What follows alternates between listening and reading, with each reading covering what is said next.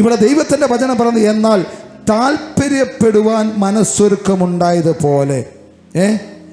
താല്പര്യപ്പെടുവാൻ മനസ്സ്, അതെന്താണ് എൻ്റെ അർത്ഥം?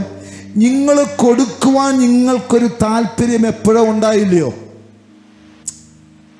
നിങ്ങൾക്ക് എപ്പോഴോ ദൈവവേലയ്ക്ക് വേണ്ടി കൊടുക്കണമെന്ന് നിങ്ങളുടെ ഹൃദയത്തിൻ്റെ അകത്തൊരു മനസ്സൊരുക്കം ഉണ്ടായതുപോലെ പ്രാപ്തിക്കൊത്തവണ്ണം നിവർത്തിക്കേണ്ടതിന്. അതെന്താണ്? നിങ്ങൾ കൊടുക്കുവാൻ മനസ്സ് കാണിച്ച സമയത്ത് തന്നെ നിങ്ങൾ കൊടുക്കുമ്പോൾ കൊടുക്കേണ്ടതുപോലെ കൊടുക്കണം. നിങ്ങളുടെ പ്രാപ്തിക്കൊത്തവണ്ണം നിവൃത്തിയാകേണ്ടതിന്. പ്രാപ്തിക്കൊത്തവണ്ണം. ഇന്ന് 50,000 രൂപ ശമ്പളം എടുക്കുന്ന ഒരാളാണെങ്കിൽ 50,000 രൂപയ്ക്കകത്ത് നിന്ന് ചെയ്യത്തക്ക പോലെ, പ്രാപ്തിക്കൊത്തതുപോലെ, അങ്ങനെ പ്രാപ്തിക്കൊത്തവണ്ണം നിവൃത്തി ഉണ്ടാകേണ്ടതിന് 50,000 രൂപ കൊണ്ട് 50,000 കാര്യങ്ങൾ ചെയ്തെടുക്കുവാൻ നിവൃത്തി ഉണ്ടാകേണ്ടതിന് ഇപ്പോൾ പ്രവൃത്തിയും അനുഷ്ഠിപ്പീൻ. അതെന്താണ് പ്രവൃത്തി? ദൈവത്തിന് കൊടുപ്പീൻ. അപ്പോൾ നിങ്ങൾക്ക് കിട്ടുന്ന പണത്തിൻ്റെ അകത്ത് നിന്നുകൊണ്ട് എല്ലാം ചെയ്തെടുത്തിട്ട് ഒരു 10,000 രൂപ ബാലൻസ് വെക്കുവാൻ തക്കവണ്ണം നിനക്കൊരു നിവൃത്തി ഉണ്ടാകേണ്ടതിന് ഇപ്പോൾ ചില പ്രവൃത്തികൾ ചെയ്യുവീനെന്ന് ദൈവത്തിന്റെ പരിശുദ്ധാത്മാവ് വചനത്തിൽ കൂടെ ദൂത് പറയുകയാണ്. നിങ്ങളെപ്പോ കൊടുക്കാൻ മനസ്സ് കാണിച്ചോ? എനിക്ക് ദൈവത്തിന് കൊടുക്കണം. ഹൃദയത്തിൽ ഒരു വചനം കേട്ടപ്പോൾ, ദേവദാസൻ പറഞ്ഞപ്പോൾ നമുക്ക് അങ്ങനെ തോന്നി, കൊടുക്കാൻ തീരുമാനമെടുത്തു. ഒക്കെ തീരുമാനമെടുത്തു. അപ്പോൾ ഒരു ഘട്ടം തീർന്നു, തീരുമാനമെടുത്തു മനസ്സൊരുക്കത്തോടെ. 2, അത് കൊടുക്കുന്നത് നിങ്ങളുടെ നിവൃത്തിക്കൊത്തവണ്ണം വേണം കൊടുക്കുവാൻ, നിങ്ങളുടെ പ്രാപ്തിക്കൊത്തവണ്ണം വേണം കൊടുക്കുവാൻ. അപ്പം നിങ്ങൾ ആലോചിക്കണം, എൻ്റെ വരുമാനം എന്താണ് ഒരു മാസത്തെ? ഓക്കെ, എൻ്റെ വരുമാനം ഒരു മാസത്തെ 1,00,000 രൂപ അല്ലെങ്കിൽ 2,00,000 രൂപ. ആ 2,00,000 രൂപയ്ക്ക് ഒത്തവണ്ണം നിവൃത്തിയുണ്ടാകേണ്ടതിന്, കണ്ടോ, ആ 2,00,000 രൂപ കൊണ്ട് നിന്റെ സകല കാര്യങ്ങളും ചെയ്തെടുത്ത്, പിള്ളേരുടെ കാര്യങ്ങളും ചെയ്തെടുത്ത്, എല്ലാ കടങ്ങളും വീട്ടിയതിൻ്റെ ശേഷം ഒരു 25,000 രൂപ ബാങ്കിൽ നിക്ഷേപിക്കുവാൻ തക്കവണ്ണം നിങ്ങളത് പ്രവൃത്തി ആരംഭിക്കണം. അതത്രേ ദൈവദാസന്മാരുടെ കരങ്ങളിൽ കൊടുക്കുന്ന നിങ്ങളുടെ അധ്വാനത്തിന്റെ ഒരു അംശം. കർത്താവ് പറയുന്ന കൊടുപ്പീൻ ലഭിക്കും. അമർത്തി കുലുക്കി നിറഞ്ഞ് കവിഞ്ഞൊഴുകുന്ന ഒരളവ്. ഞാനൊരു കാര്യം പറഞ്ഞു, ഞാൻ സമൃദ്ധി പ്രസംഗിക്കുന്നവനാണ്. ഒരു കാര്യം ഞാൻ അങ്ങ് തീർത്തങ്ങ് പറയാം, പൈസ ഇല്ലാതെ ഒന്നും നടക്കത്തില്ല. നിന്റെ ഒരു സുവിശേഷ വലയം നടക്കത്തില്ല, നിന്റെ ഒരു ബിസിനസ് നടക്കത്തില്ല, ഒരു കാര്യങ്ങളും നടക്കത്തില്ല. ഞാൻ മനസ്സിലാക്കിയെടുത്തോട്ടെ, ഈ കാലത്ത് ഒന്നും ചെയ്യാതെ ചെയ്തു കൊടുക്കുന്നത് പാസ്റ്റർമാർ തന്നെ. അതിന് യാതൊരു സംശയവുമില്ല, ഒരു സംശയമില്ല.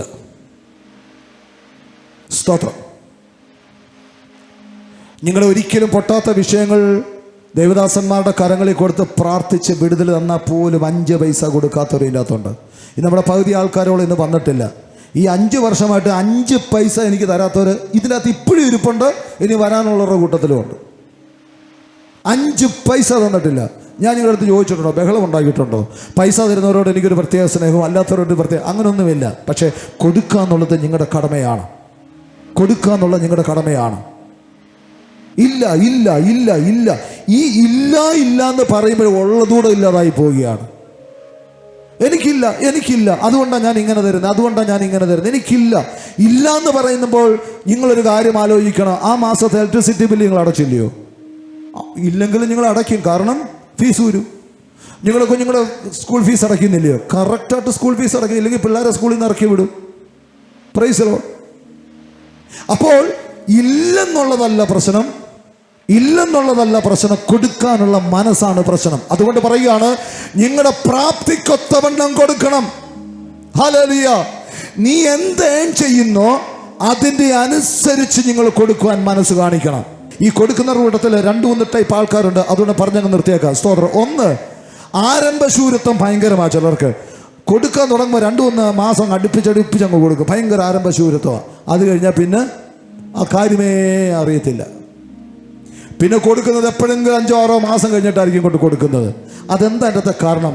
നിങ്ങൾക്ക് മനസ്സൊരുക്കമില്ലാത്തത് കൊണ്ടാണ്. ഇല്ലാത്തത് കൊണ്ടല്ല, മനസ്സൊരുക്കമില്ലാത്തത് കൊണ്ടാണ്. ചിലർ തുടക്കത്തിൽ 2,000 രൂപ കൊടുക്കും. 3 മാസം കഴിയുമ്പോൾ അത് 1,000 ആവും. 4-ാമത്തെ മാസം ആകുമ്പോൾ 500 ആവും. അവത്തെ കൊണ്ടങ്ങ് സെറ്റ് ചെയ്യും. കാരണം അതിൻ്റെ താഴോട്ട് പോയ മോശമില്ലയോ, അവത്തെ കൊണ്ട് സെറ്റ് ചെയ്യും. ഇതൊന്നും ദൈവസന്നിധി നന്നല്ല. നിങ്ങൾ അങ്ങനെ കൊടുക്കുന്നവർ നിങ്ങൾ ദൈവത്തെ പരീക്ഷിക്കുകയാണ്. സാമ്പത്തികമായിട്ട് നിങ്ങൾ അനുഗ്രഹിക്കപ്പെടത്തില്ല. സ്തോത്രം. ഒരു ഹല്ലേലൂയ പറഞ്ഞാട്ടെ. അടുത്തൊരു കൂട്ടലുണ്ട്, 2-4 മാസം കൊടുക്കുക, പിന്നെ കൊടുക്കത്തേ ഇല്ല. പിന്നെ ആ പരിപാടി അവിടെ അങ്ങ് നിർത്തി. മനസ്സൊരുക്കത്തിൻ്റെ കുഴപ്പമാണ്. മറ്റു ചിലരുണ്ട്, കൊടുക്കാൻ നിവൃത്തി ഉണ്ടെങ്കിലും കിട്ടുന്നതിൻ്റെ ഒരു ചെറിയ അംശം പോലും കൊടുക്കത്തില്ല. അത് മനസ്സൊരുക്കക്കുറവാണ്. ഇനി പാലക്കാട് ഞാനൊരു കാര്യം പറയട്ടെ, നിങ്ങൾക്ക് മനസ്സൊരുക്കമില്ലെങ്കിൽ, നിങ്ങളുടെ പ്രാപ്തിക്കനുസരിച്ച് നിങ്ങൾ കൊടുക്കുന്നില്ലെങ്കിൽ, സ്തോത്രം, നിങ്ങൾക്ക് നിവൃത്തി ഉണ്ടാകത്തില്ല.